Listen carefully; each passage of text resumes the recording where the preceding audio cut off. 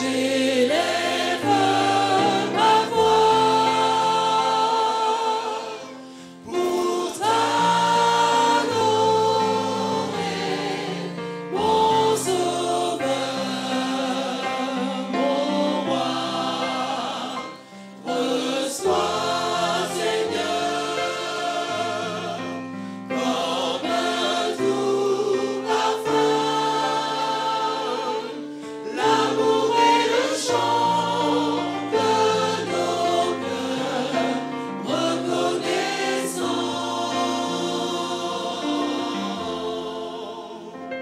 Vers toi, Seigneur, j'élève ma voix pour t'adorer, mon Sauveur, mon Roi. Reçois, Seigneur,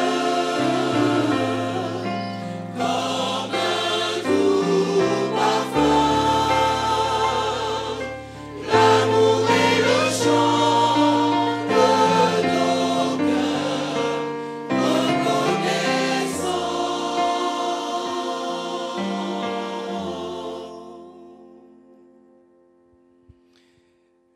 C'est un moment qui nous est donné maintenant pour pouvoir passer du temps personnel en prière. Nous ici, nous allons nous mettre à genoux pour prier.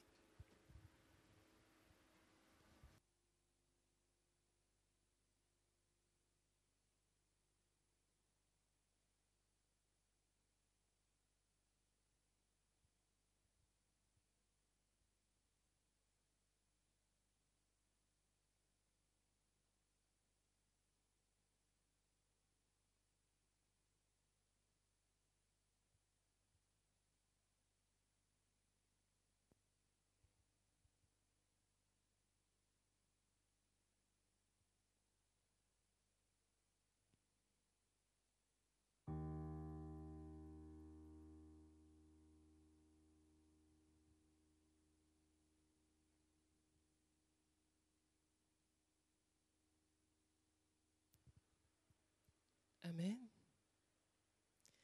Tu es digne, Seigneur, notre Dieu, qu'on te donne gloire, honneur et puissance, car tu as tout créé, tout ce qui existe. L'univers entier doit son existence à ta création et à ta volonté. Chantons ensemble notre doxologie. Ô quel merveilleux Sauveur je possède, digne es-tu, Seigneur. Oh, quel merveilleux Sauveur je possède, digne es-tu, Seigneur. Chaque jour mon âme se confie en toi, digne es-tu, Seigneur. À toi soit la gloire, ô majesté, je te loue et je t'adore.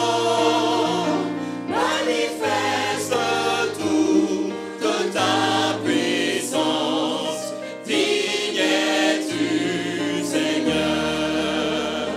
À toi soit la gloire, ô majesté, je te loue et je t'adore. Manifeste toute ta puissance, digne es-tu, Seigneur. Digne es-tu, Seigneur. Digne es-tu, Seigneur.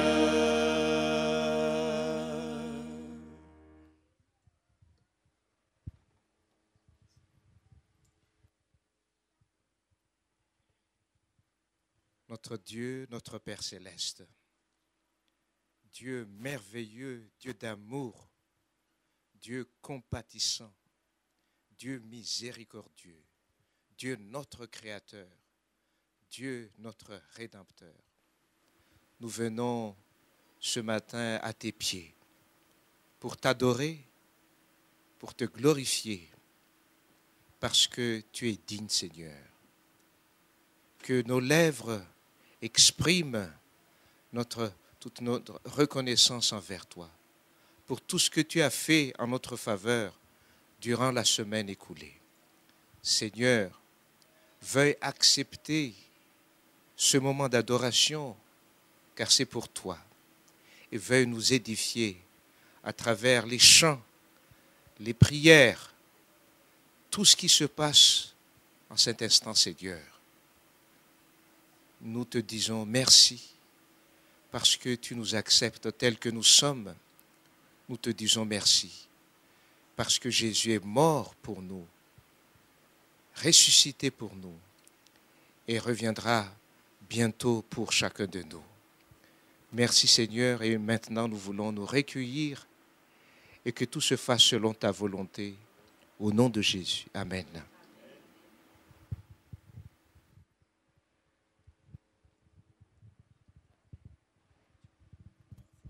Bonjour et bienvenue à tous. Je souhaite que les paroles qui seront prononcées par le serviteur de Dieu, le pasteur Élionais, trouvent une place dans notre cœur, une pratique dans notre vie de chaque jour. Encore une fois, bienvenue à tous.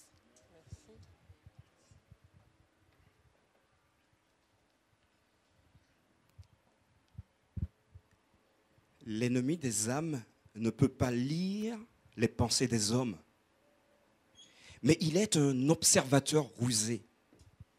Et il prend note de tout. Il prend note des mots, il tient compte des actions. Adroitement, il adapte ses tentations à la situation de ceux qui se placent sous son pouvoir. Si nous nous efforcions de réprimer nos sentiments et nos pensées coupables dans nos paroles et nos actions, Satan échouerait du fait qu'il ne pourrait pas alors préparer ses pièges astucieux pour profiter de cette situation. Alors que nous nous trouvons dans un moment de repentance, analysons nos vœux, analysons notre comportement. Et si besoin, merci de demander à Dieu de pouvoir, parce qu'il est présent, nous transformer. Le chant que nous allons chanter ensemble, Immortel Roi des cieux, au numéro 161, nous dit que nous adressons à Dieu nos vœux et que nous souhaitons également qu'il nous écoute. Puisse ce moment soit un moment où nous nous déchargions de nos fardeaux. Puisse ce moment être un moment où nous déchargeons de nos péchés pour ne plus jamais les reprendre. Chantons ensemble la strophe 1, 2 et 3 du numéro 161. Immortel Roi des cieux, nous t'adressons nos vœux.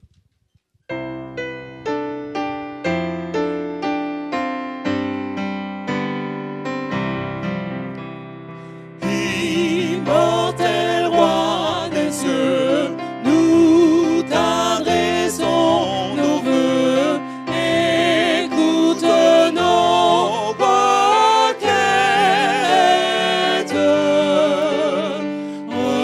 repentant et confus à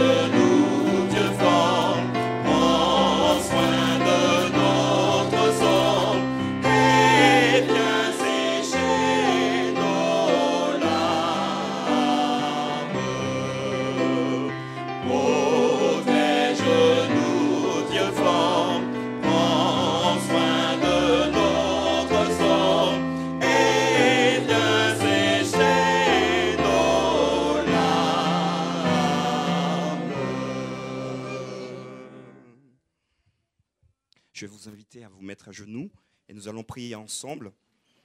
À l'issue de cette prière, nous pourrons chanter « Règne en moi, roi puissant, règne en moi ».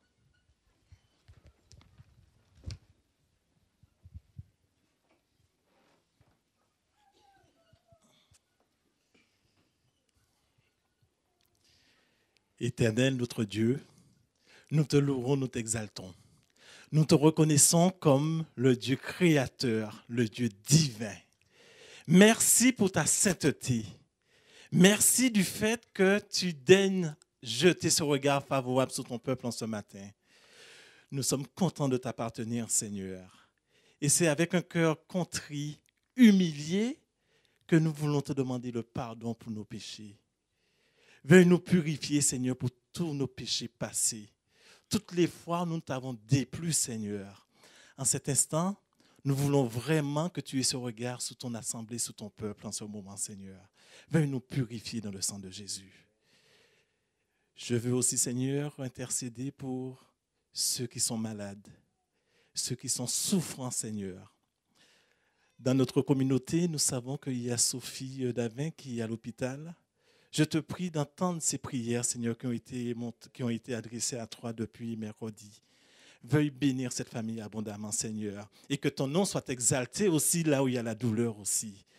Nous pensons aussi à notre frère Guy Loridon, où il a perdu un proche de sa famille. Nous avons entendu son témoignage. Là aussi, il te loue, il t'exalte à travers cette épreuve aussi. Bénis cette famille abondamment, bon Père. Il y a cet homme aussi qui est dans cette assemblée, qui s'appelle Alexandro, Seigneur.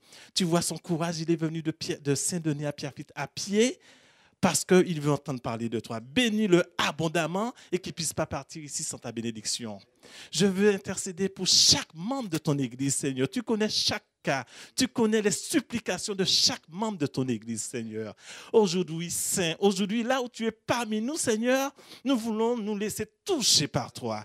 Dispose nos cœurs à cela et que nous ne puissions pas nous relever avec nos fardeaux, avec nos soucis, mais que nous ayons la victoire sur tout ce qui nous entrave, Seigneur, ce qui nous empêche d'aller à toi, Seigneur. Gloire à toi pour tout ce que tu fais, bon Père. Tu nous fais cette grâce où tu as choisi un homme. Tu as choisi notre pasteur Élionné pour nous nourrir aujourd'hui. Nous ne voulons pas passer à côté de cette nourriture, Seigneur. Nous savons que tu lui as déjà disposé depuis des jours et des jours, Seigneur. Tu as mis ce message dans son cœur et sous ses lèvres, Seigneur. Dispose nos cœurs, Seigneur. Donne-nous de faire silence afin que nous puissions entendre ce que tu as nous dit aujourd'hui. Bénis Élionné abondamment, Seigneur, qu'il puisse prêcher ce message avec autorité, avec puissance et avec amour, Seigneur. Merci pour tout ce que tu fais pour nous. Durant cette semaine, tu vois que nous avons eu une semaine de labeur où nous avons travaillé. Il y a de ceux qui ont amené leurs offrandes et leurs dîmes, Seigneur, pour te prouver leur reconnaissance pour ce que tu as fait pour eux, Seigneur. Je te demande déjà de bénir ces dîmes et ces offrandes et que ça puisse contribuer à l'œuvre de ton évangile, Seigneur. Bénis aussi ceux qui n'ont pas encore ce travail, ceux qui soupirent pour trouver du travail, Seigneur. Entends leurs prières, Seigneur, et accorde-leur, Seigneur, cette foi de croire que tu répondras à leurs prières, bon Père. Gloire à toi au plus haut des cieux. C'est avec un cœur contrit, un cœur reconnaissant que nous nous humilions devant toi. Et nous t'avons adressé cette prière dans le doux nom de Jésus et pour ta gloire. Amen.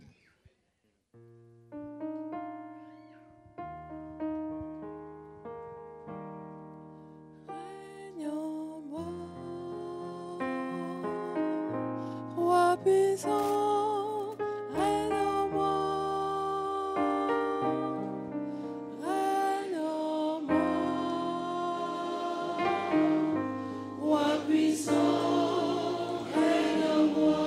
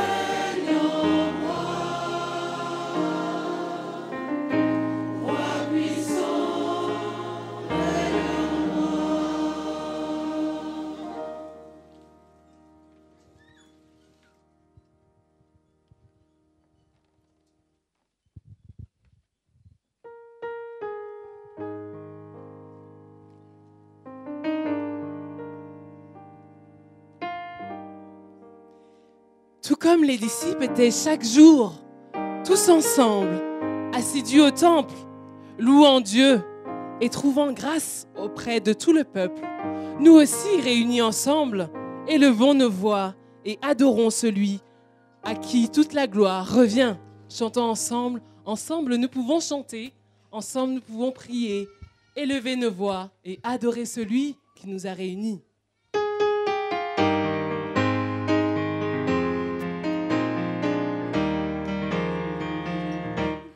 Ensemble nous pouvons chanter, ensemble nous pouvons prier, élever nos voix et adorer celui qui nous a réunis.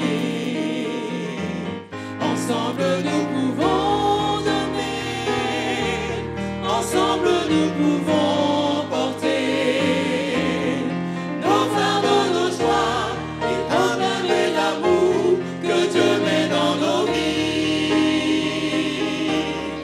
Tous ensemble,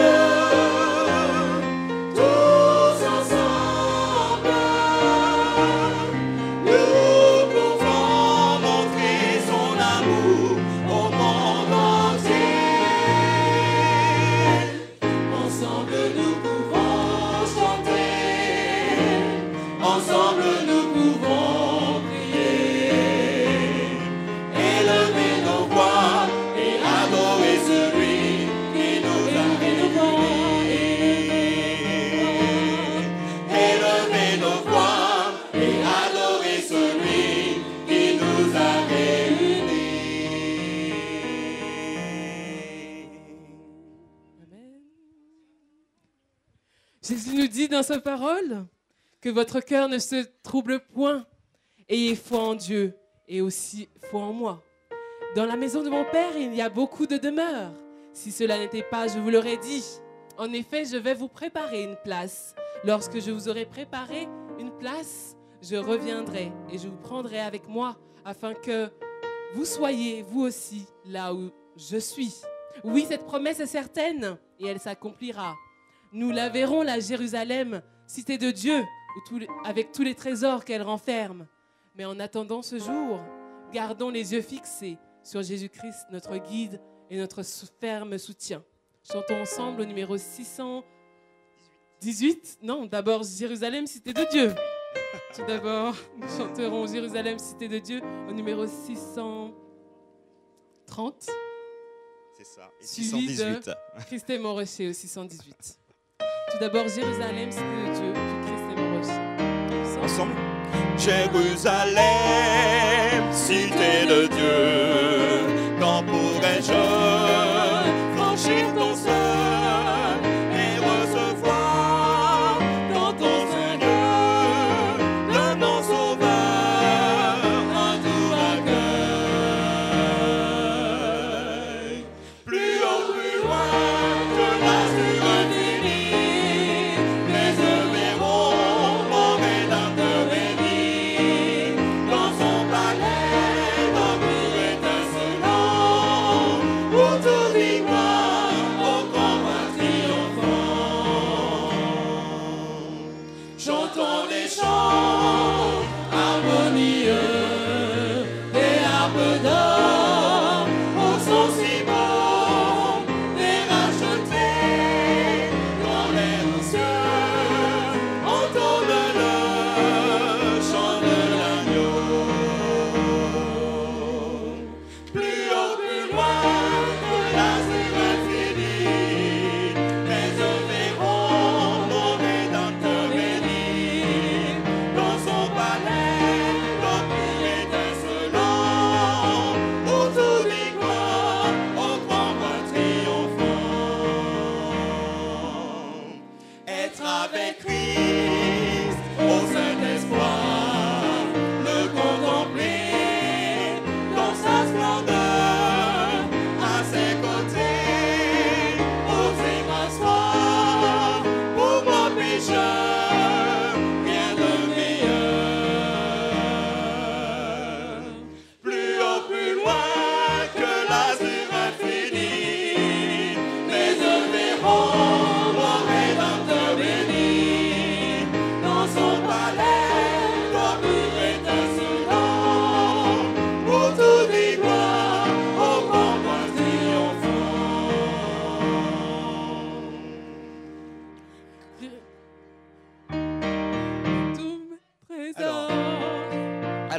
Moi, je pense qu'ils veulent chanter encore, donc on va continuer. Allez, d'accord, Allez, là, quatrième bien strophe. sauf. Là, je verrai. Ensemble.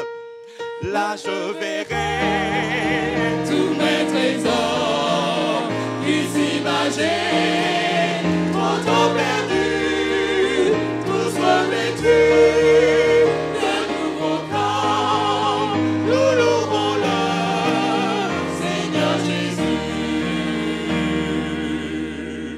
Plus haut, plus loin de l'azur infini, mes yeux verront mon Rédempteur béni. Dans son palais, rempli d'étincelants, où tout lui gloire, au grand roi triomphant. Christ est mon rocher, ma lumière et mon sauveur, je ne crains rien. Il est mon rempart et mon ferme soutien, de qui pourrais-je avoir peur? Même si la tempête fait rage, au plus fort de l'orage, si mon cœur est troublé, si je n'ai à douter, à cramer, Dieu ranime toujours mon courage. Et je suis consolé, et je suis consolé. Mon âme espère, en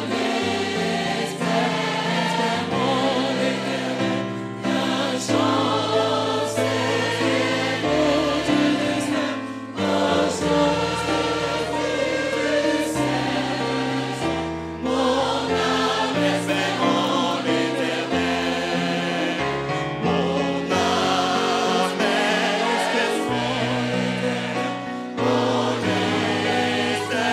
l'Éternel, la chance est au Dieu du ciel, la chance est au Dieu du ciel. Mon âme espère en l'Éternel.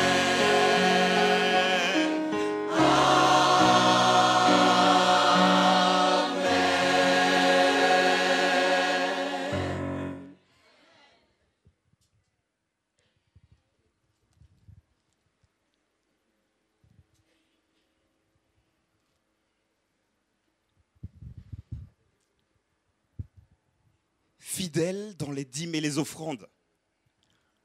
Vous savez, mes amis, la dîme est sacrée, réservée pour Dieu lui-même. Elle doit être apportée à son trésor afin qu'elle soit utilisée pour soutenir les prédicateurs dans leur travail. Le Nouveau Testament ne répète pas la promulgation de la loi de la dîme, ni de celle du sabbat d'ailleurs, car la validité des deux est prise en compte et leur profonde signification spirituelle est expliquée tout au long du Nouveau Testament. Le Seigneur appelle maintenant les adventistes du 7e jour, en chaque lieu, à se consacrer à lui et à faire vraiment de leur mieux, compte tenu des circonstances, pour participer à son œuvre. Par leur libéralité, par leurs dons et leurs offrandes, ils désirent qu'ils expriment leur appréciation de ses bénédictions et leur gratitude pour son pardon. Je vais inviter nos amis diaconesses à pouvoir recueillir nos dîmes et nos offrandes. Et pendant ce temps, je vous invite à chanter avec nous, chantons sans cesse la bonté du Seigneur.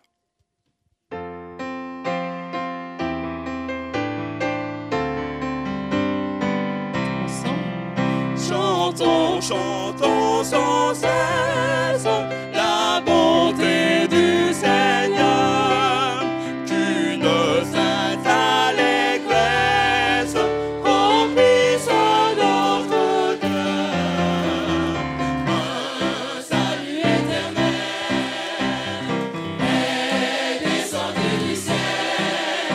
Nous avons un sauveur, nous avons un sauveur.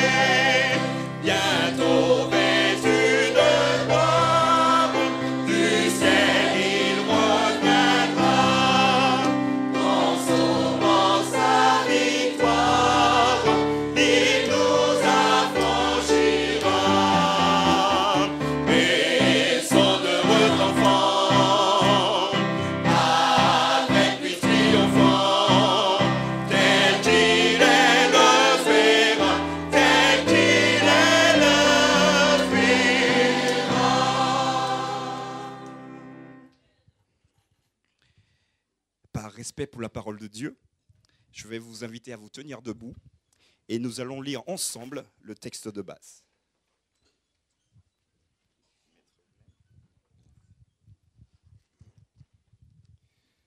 Ce texte de base se trouve dans Exode 14, verset 14. Il est dit, Exode 14, verset 14, « C'est l'Éternel qui combattra pour vous. Quant à vous, gardez le silence. » Que l'Éternel bénisse l'influence de sa parole dans nos cœurs.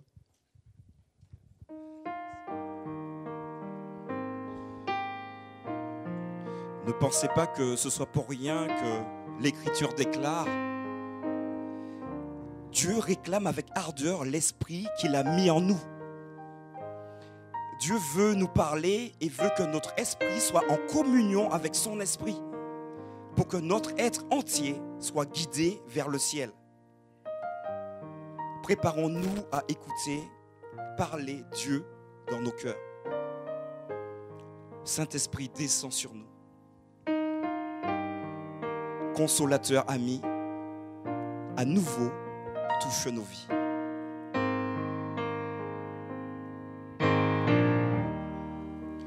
Saint-Esprit descend sur nous,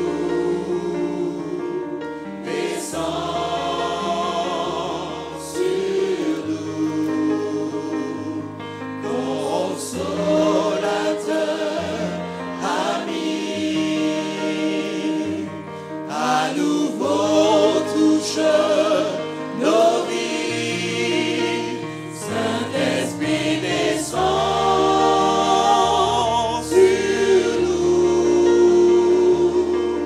descend sur nous. Que ta puissance vienne, que ta voix résonne, viens et change nos cœurs, accomplis ta parole. Saint-Esprit, descend sur nous.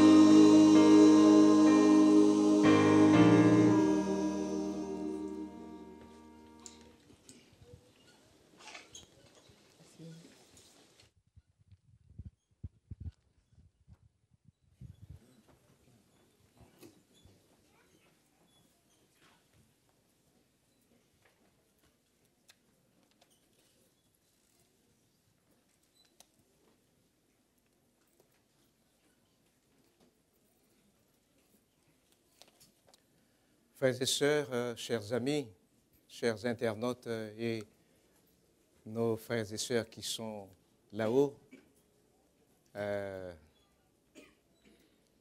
dans le temple, nous sommes... quelqu'un qui s'interroge, le temple, ce n'est pas le temple de Jérusalem là-haut, mais juste à côté de chez nous. Hein? Eh bien, ce matin, nous sommes vraiment heureux d'être là. La preuve, on peut palper, toucher, vérifier cette chaleur, cet enthousiasme par nos manières de chanter, de glorifier notre Dieu. Amen. Et merci à l'équipe de nous avoir conduits dans cet enthousiasme, dans cet élan de reconnaissance à l'égard de notre Seigneur. Dieu combattra pour vous. Si vous avez, par exemple, un ennemi redoutable et que tout de suite quelqu'un vient à votre secours en disant « Je veux combattre à ta place », ne t'en fais pas. Quel soulagement, n'est-ce pas? Je me souviens de mon expérience quand j'étais en classe primaire. Un petit garçon a voulu se battre contre mon petit frère. Tout de suite, j'étais venu à sa rescousse. Je me suis mis à la place de mon petit frère. Vous imaginez? Un futur pasteur, n'est-ce pas? Fort heureusement, le combat n'a pas eu lieu car le challenger s'est enfui car j'étais plus grand que lui. Dans le livre Exode, chapitre 14, et nous lisons au verset 14 que nous avons déjà entendu tout à l'heure et qui a été présenté vraiment dans son contexte lorsque notre frère Willem a bien prononcé non seulement, mais a bien déclaré ce que Dieu a dit à cette époque-là. L'Éternel combattra pour vous et vous gardez le silence. Ces paroles étaient adressées aux enfants d'Israël qui venaient de sortir de l'Égypte, cette première puissance mondiale à l'époque en matière militaire et d'armement. Malgré la mort de tous les premiers-nés en Égypte, malgré la manifestation de la puissance de Dieu pour faire sortir Israël de l'Égypte, Pharaon et son armée ne s'avouaient pas vaincus. Ainsi, ils ont poursuivi les Israélites pour les ramener chez eux, pour les servir de nouveau. Ce projet de Pharaon et de son armée était tout à fait possible à vue humaine, mais ceci sans compter sur le Dieu des armées. Pharaon avait mis tout le paquet pour que sa campagne militaire fût réussie. Ainsi, comme la Bible nous le dit dans Exode chapitre 14, et nous lisons au verset 6 jusqu'au verset 8.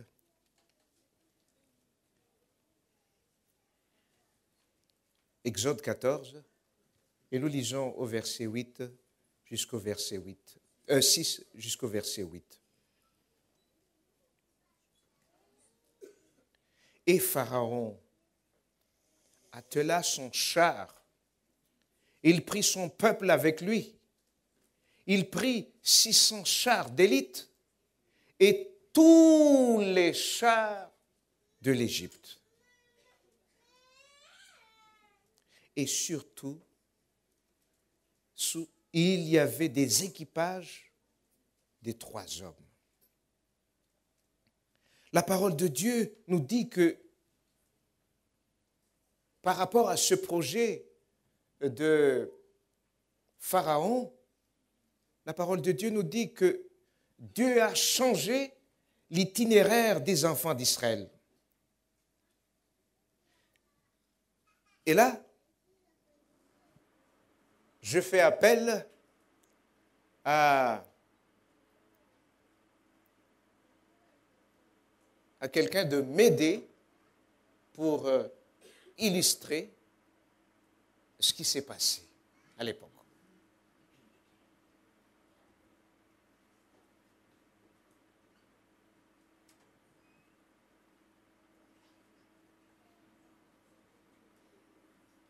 À l'époque d'Israël, c'était un suspense.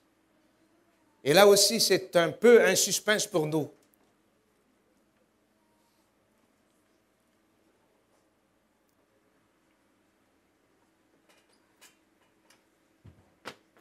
Le caméraman peut-être va nous aider à agrandir l'image.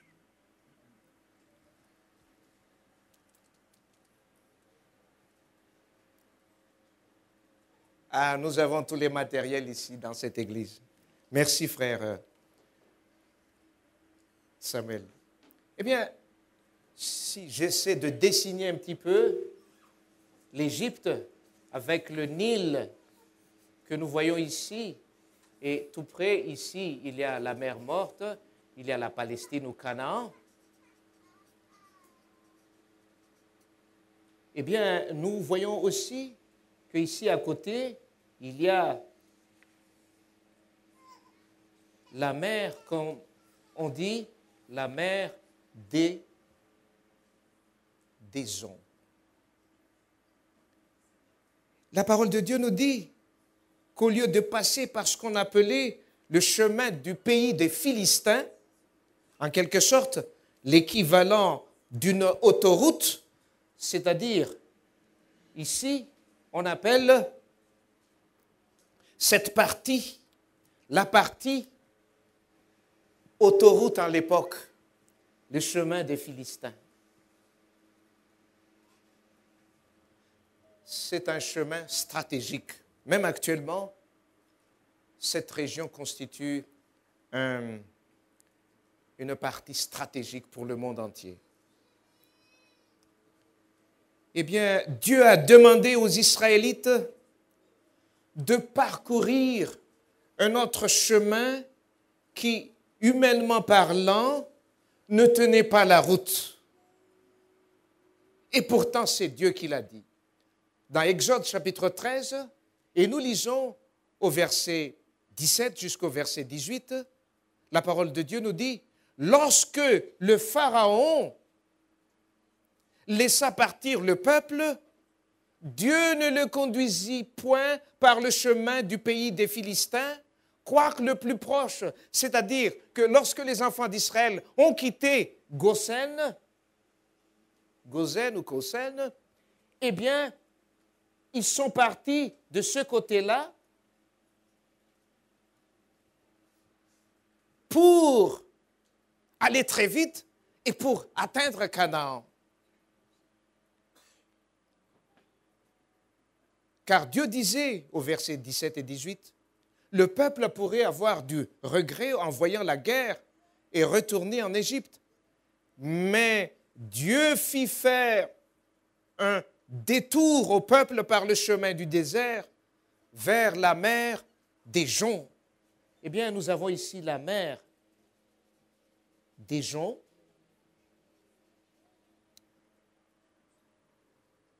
Et ce qui aggrave encore la situation, selon la logique humaine, cette stratégie de Dieu faciliterait apparemment la tâche de l'armée de Pharaon pour rattraper tous les enfants d'Israël qui étaient sans armes.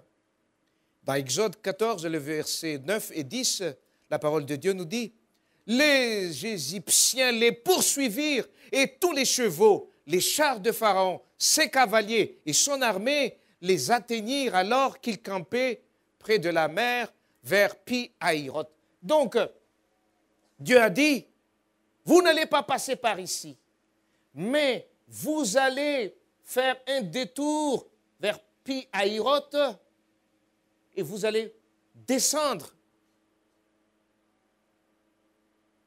Si les enfants d'Israël avaient le GPS à l'époque, oh, que j'imagine ce que le GPS aurait dit.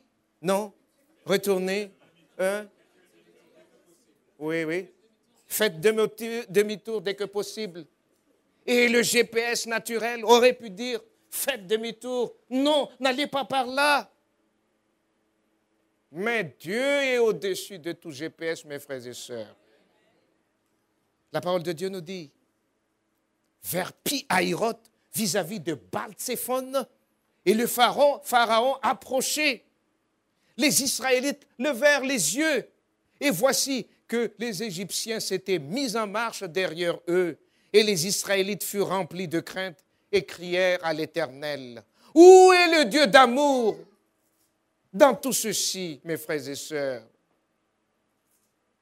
Où est le Dieu qui est super intelligent, plus qu'intelligent? Alors que l'intelligence humaine nous dit, il faut aller là directement. L'autoroute est là et il y a un raccourci. Mais Dieu a dit, non, mes pensées ne sont pas vos pensées. Qui était le responsable du choix de la direction à prendre? C'était Dieu. Est-ce que Dieu s'est trompé d'avoir fait cela? Nous disons non. Un problème énorme, cependant, survenait. Les Israélites pensaient être pris au piège, car leur situation était critique. L'armée de Pharaon, avec tous ses blindés, pour moderniser un petit peu l'histoire, avec tous ces blindés, étaient derrière eux, d'une part. D'autre part, à côté, il y avait la montagne, car selon la géographie, eh bien ici, il n'y a qu'une série de montagnes. Et là, juste là, il y a une montagne. Et tout ça, c'est entouré d'une partie vraiment montagneuse. Pharaon est par derrière. La montagne est à côté.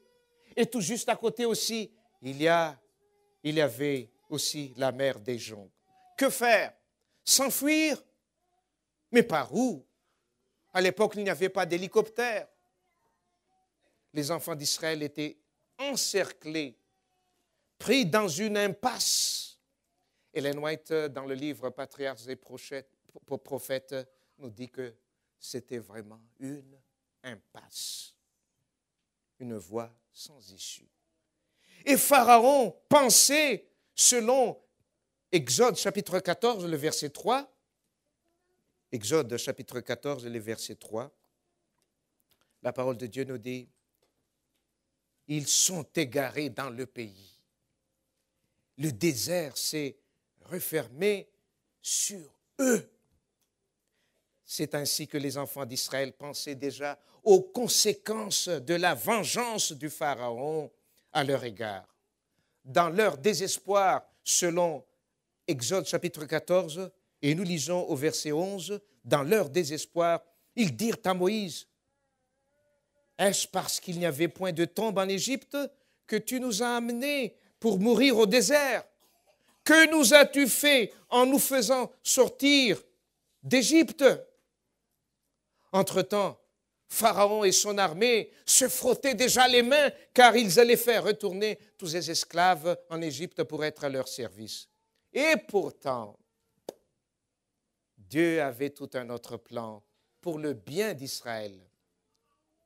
Il dit à Moïse dans Exode chapitre 14, et nous lisons au verset 13. Exode 14, et nous lisons au verset 13. Moïse, qui a entendu les murmures, les craintes, la peur, le traumatisme venant des enfants d'Israël, nous dit, Dieu s'adresse à lui, soyez sans crainte, restez en place, au verset 13, voyez comment l'Éternel va vous sauver aujourd'hui, car les Égyptiens que vous voyez aujourd'hui, vous ne le verrez plus jamais. De par cette déclaration, écoutez bien, mes frères et sœurs, chers amis, là-haut, chers internautes, de par cette déclaration, nous pouvons découvrir ici la stratégie de Dieu qui allait combattre pour Israël. En fait, Dieu a utilisé les enfants d'Israël comme appât.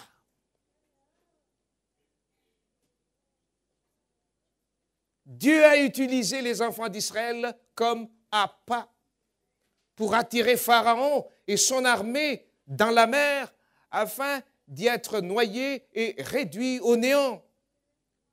Pour cela, ils avaient besoin de penser, ces derniers, qu'Israël était égaré dans le désert. Pour cela, ils avaient besoin de se rapprocher de la mer des Joncs. Lorsqu'Israël était parti, eh bien, nous sommes ici, tout près de la mer des Joncs, et nous voyons là que, par la suite, la parole de Dieu nous dit, ils avaient besoin de poursuivre les enfants d'Israël au milieu de la mer qui s'était séparée pour les laisser passer. Et maintenant, pour écourter le récit, dans Exode 14, le verset 23 et le verset 27 jusqu'au verset 28, lorsque Israël est passé, nous connaissons bien la suite de l'histoire, il y a ce passage ici, pour traverser la mer des Joncs. Et le verset 23 et le verset 27 et 28 nous écourtent le récit. Les Égyptiens poursuivirent et tous les chevaux de Pharaon, ses chars et ses cavaliers entrèrent après eux au milieu de la mer. Moïse étendit sa main sur la mer, et à l'approche du matin, la mer revint à son niveau habituel. Les Égyptiens s'enfuirent à son approche, mais l'Éternel précipita les Égyptiens au milieu de la mer. Les eaux revinrent et couvrirent les chars, les cavaliers et toute l'armée du Pharaon qui était entrée dans la mer derrière les Israélites. Et il n'en resta pas un seul. Mes frères et sœurs, pour les Israélites, fini les soucis à long terme pendant leur séjour dans le désert. Fini les inquiétudes. Pharaon et son armée puissante n'étaient plus et ne pourraient plus les poursuivre. Dieu a combattu pour eux, pour leur bien. Si l'armée de Pharaon n'avait pas été terrassée, comment les enfants d'Israël auraient-ils pu recevoir la loi de Dieu dans la paix et dans le désert de Sinaï? Car ici se trouve cette grande montagne de Sinaï, et les enfants d'Israël sont descendus jusqu'ici. Comment les enfants d'Israël auraient-ils pu recevoir la loi de Dieu dans la paix, dans le désert, si l'armée de Pharaon n'avait pas été terrassée? Comment auraient-ils pu confectionner le tabernacle et tous ses ustensiles? Comment auraient-ils pu se préparer pour la bataille en vue de conquérir Canaan avec des armes? D'où venaient les armes des Israélites, mes frères et sœurs, alors qu'ils étaient dans le désert? Dieu a tout prévu.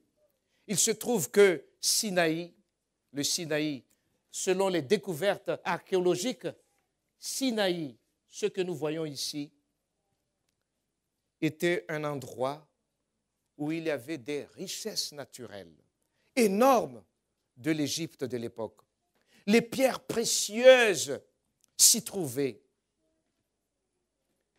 Et on remarquait la présence en quantité de cuivre.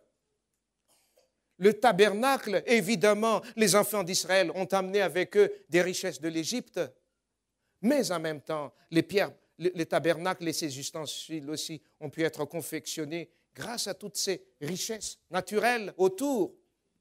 Et en plus, les enfants d'Israël ont pu fabriquer des armes pour la conquête de Canaan.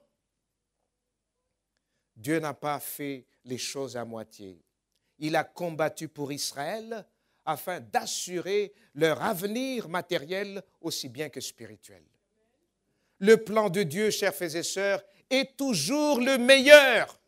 Et nous pouvons compter sur lui, même si parfois, à vue humaine, rien ne semble logique lorsqu'il prend en main la situation. Je m'adresse aux jeunes, à chacun d'entre nous. Lorsque vous êtes dans une situation où il faut choisir entre la volonté de Dieu et la volonté des hommes, choisissez toujours celle de Dieu, malgré les épreuves que cela va entraîner. Car mes pensées ne sont pas vos pensées, dit l'Éternel. Pensez à cette expérience de Pi-Haïroth. Parfois, dans les épreuves, nous aimerions tout de suite passer par l'autoroute, n'est-ce pas? Quel est le raccourci pour ce genre de problème, n'est-ce pas? Mais pour Dieu, Dieu nous invite à faire l'expérience de Pi-Haïroth. Ne pensez pas aux choses faciles, aux solutions faciles. Pensez à la solution que Dieu pourrait vous offrir. Un chemin difficile au début, un chemin rempli d'épreuves, mais à la clé, Dieu combattra pour vous. À l'époque d'Israël, c'est Yahvé, Adonai, le nom révélé à Israël, qui a combattu pour eux. Nom révélé dans Exode 3 Et nous lisons au verset 14, lorsque Moïse a dit, voilà, quel est ton nom? Alors Dieu a répondu, je suis celui qui suis. Mais aujourd'hui, nous connaissons le nom de Dieu, combattant pour nous. Je suis celui qui suis, n'est autre que notre Seigneur bien-aimé, notre Sauveur. C'est qui? Jésus-Christ. Jésus, ce nom qui fait trembler l'ennemi. L'ennemi est ce nom. Peut-être vous allez être surpris, mes frères et sœurs, si je vous dis qu'au fond, mais c'est une petite parenthèse, parmi tous les noms dans le ciel, même le nom de Dieu le Père, le diable fait profil bas. Mais il y a un nom qu'il n'aime pas, qu'il hait profondément. Et ce nom, c'est Jésus. Pourquoi l'ennemi attaque le 4e commandement avec férocité? Et pourtant, tous les commandements sont presque les mêmes. Mais ce 4e commandement est vraiment bien attaqué par l'ennemi. Tout simplement, si vous cherchez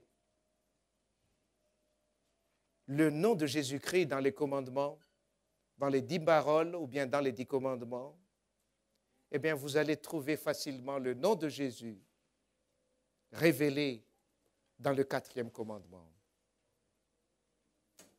Voilà pourquoi l'ennemi n'aime pas ce 4e commandement. Le nom de Jésus s'y trouve, car c'est grâce à lui que Dieu a créé les cieux. Au commencement était la parole, et la parole était... Et à travers la parole, Dieu a créé. Et l'ennemi n'aime pas cette parole.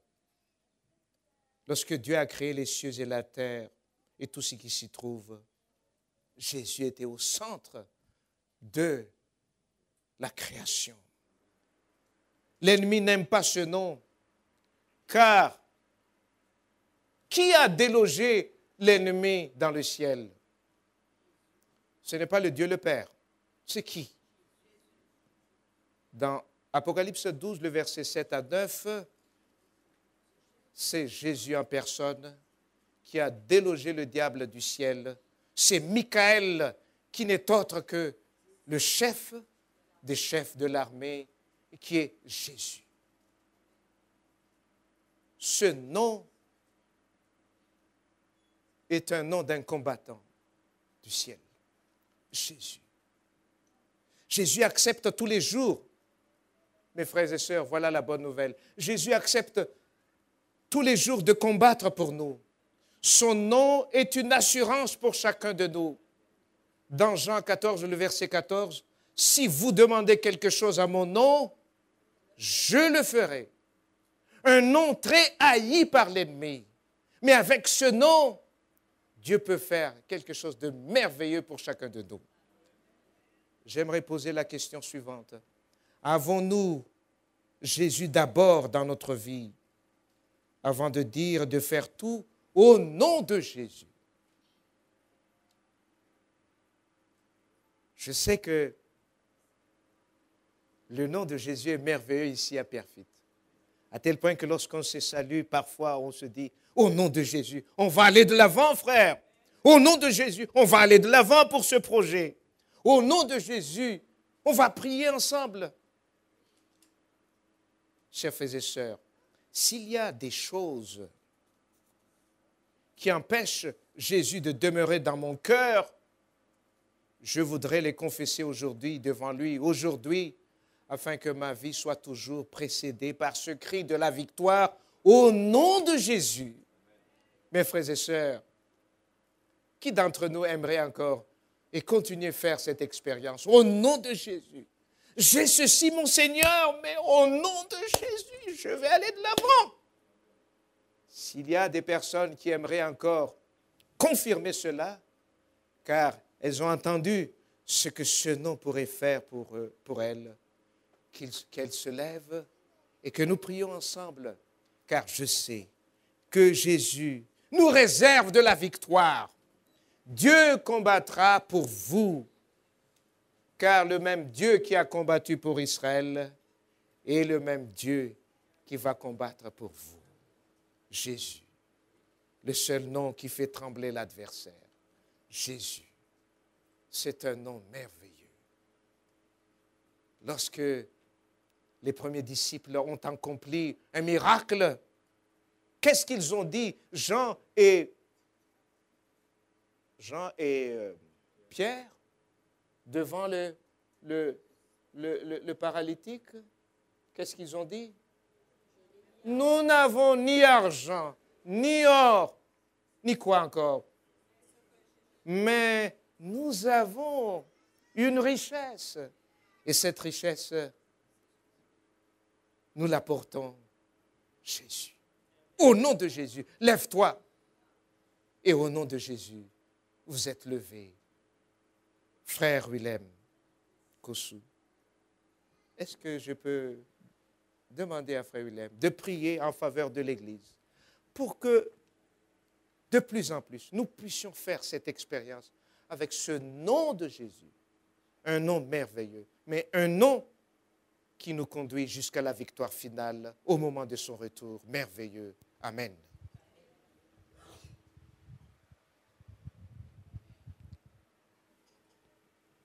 Éternel notre Dieu, tu nous as donné un nom par lequel tout peut nous être accordé. Nous sommes humblement devant ta face, émerveillés, Seigneur, par la puissance qu'il y a à travers ce nom, le nom de Jésus. Nous aimerions, Seigneur, faire corps avec toi, puisque tu nous l'as dit, Seigneur Jésus, tu intercèdes pour nous jusqu'à ton retour, afin que nous soyons des hommes et des femmes remplis de l'Esprit et imprégnés de ta justice. Alors donne-nous, Seigneur, de porter ce nom de famille dans nos cœurs, le nom de Jésus, afin que ici et là où nous serons, dès à présent et à jamais, que le nom de Jésus fasse fléchir l'ennemi, éloigner de nous toute tentation, et que nous soyons des hommes victorieux au nom de Jésus. Merci Éternel, et que le nom de Jésus puisse être ce nom si doux que nous ayons de la joie à porter. Merci encore au nom de Jésus. Amen. Amen. Amen. Amen.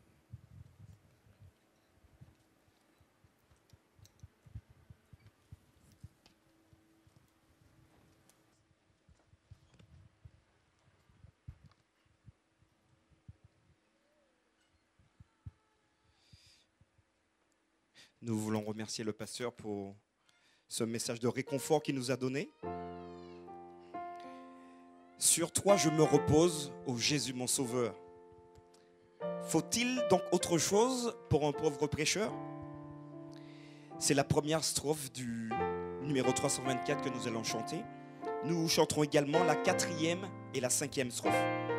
Le 324, sur toi, je me repose. Chantons ensemble. Sur toi je me repose, ô Jésus mon sauveur. Faut-il donc autre chose pour un pauvre pécheur? Conduit par ta lumière, gardé par son amour, vers la maison du Père.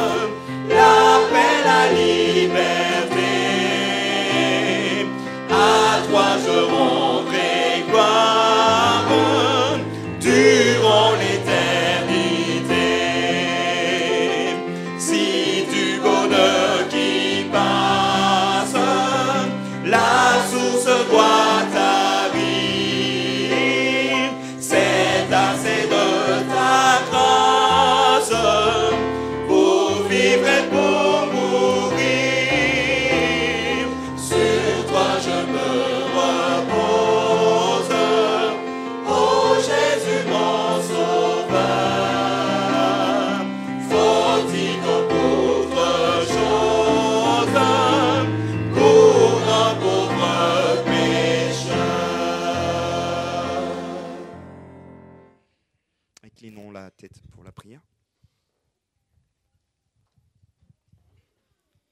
Béni soit ton saint nom, Dieu d'Abraham, de Moïse et de Jacob.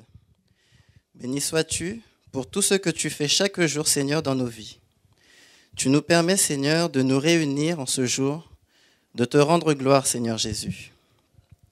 Permets, Seigneur, que nous puissions, Seigneur, marcher, Seigneur, pour toi. Que nous puissions, Seigneur, rester en paix, garder le silence et que nous te laissions, Seigneur, combattre pour nous. Père 3 fois saint, en ce jour, nous tous réunis en ton saint nom, Seigneur, nous venons à toi fatigués, chargés. Permets que tout cela, Seigneur, puisse partir. Partir, Seigneur, tout comme l'ennemi, Seigneur, qui cherche, Seigneur, à nous terrasser chaque jour. Permets, Seigneur, que nous puissions, Seigneur, tenir ce flambeau, Seigneur, que nous puissions, Seigneur, être un témoignage vivant, que nous puissions dire que nous te servions, Seigneur, car tu es un grand Dieu, tu es le seul et l'unique. Puisses-tu, Seigneur, en ce jour, nous guider nos pas, permettre que cette journée puisse bien se passer, au nom de ton Fils Jésus-Christ, et pour ta plus grande gloire, béni soit ton saint nom. Amen.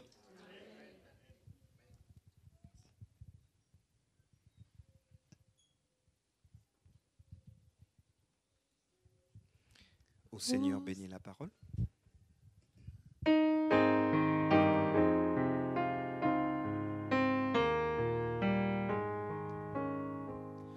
Ô Seigneur, bénis la parole que nous venons d'ouïr. Ne permets pas qu'elle s'envole de notre souvenir.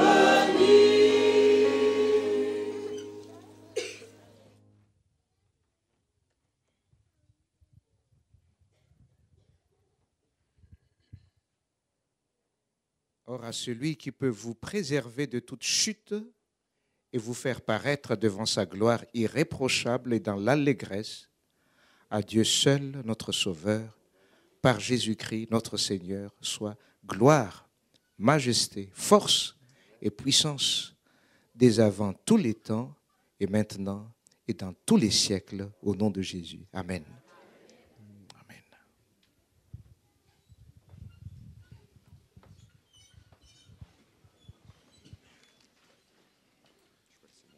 Alors que nous allons nous apprêter à quitter ces lieux sous la direction du diaconat, nous allons nous séparer, Martial.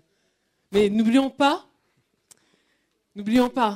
que peu importe les problèmes, que ce soit dans la joie et dans la maladie, mais aussi dans l'adversité, n'oublions pas de louer notre Dieu et de chanter Alléluia, quoi qu'il arrive. Ayons cette vision qu'un jour nous le reverrons, un jour nous serons avec lui, un jour il n'y aura plus de deuil, plus de cris, plus de souffrance. Chante Alléluia au Seigneur, suivi de Si tu savais combien, et vers Jésus, lève les yeux.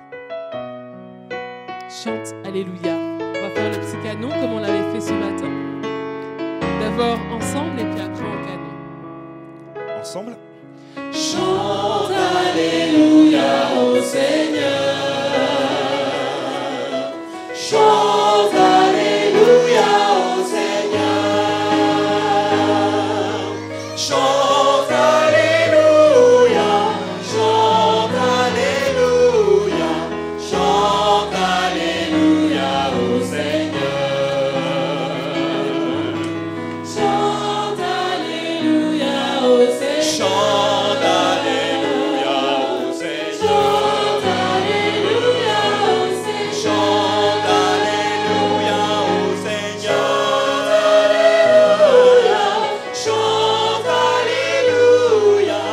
Chante Alléluia au Seigneur. Chante Alléluia au Seigneur. Chante Alléluia au Seigneur. Chante Alléluia au Seigneur. Chante Alléluia au Seigneur. Chante Alléluia. Chante Alléluia au Seigneur. Chante Alléluia au Seigneur.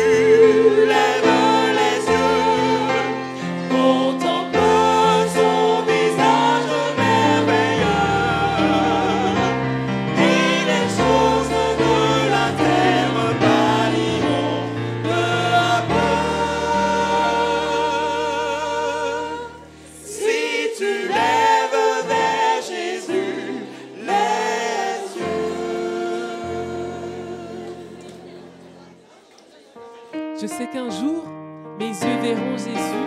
Si je marche jusqu'au bout, par la foi et malgré tout, je sais qu'un jour mes yeux verront Jésus. Je sais qu'un jour mes yeux verront Jésus. Je sais qu'un jour mes yeux verront Jésus. Si je marche jusqu'au bout, à la foi et malgré tout, je sais qu'un jour mes yeux verront Jésus. Je sais que Dieu a un chemin pour moi. Je sais que Dieu a un chemin pour moi. Si je marche jusqu'au bout, à la foi et malgré tout, je sais que Dieu a un chemin pour moi.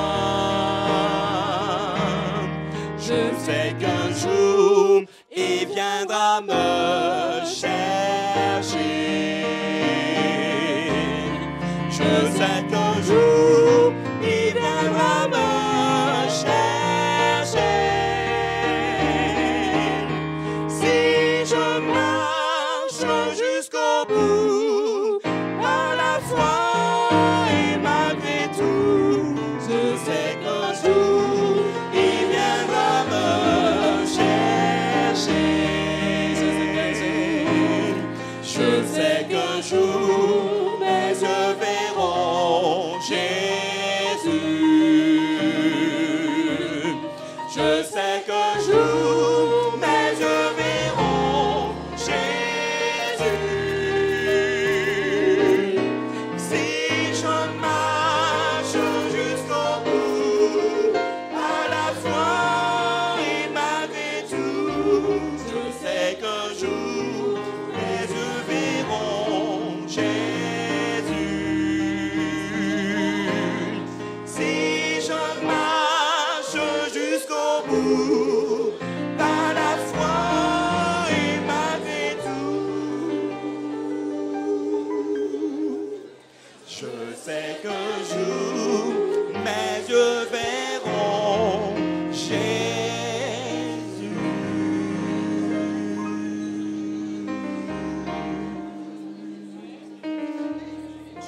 Bon sabbat à tous.